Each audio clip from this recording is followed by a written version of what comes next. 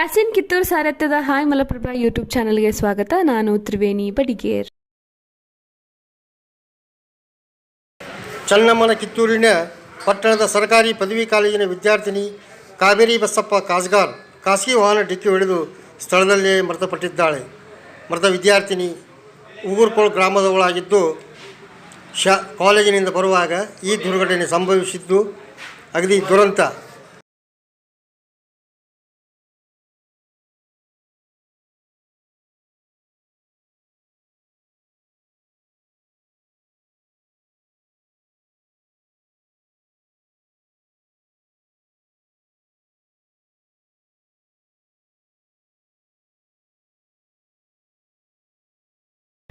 ವರದಿ ಯಾಸಿನ್ ಕಿತ್ತೂರ್, ಅಸದ್ ಆರ್ಜೆ.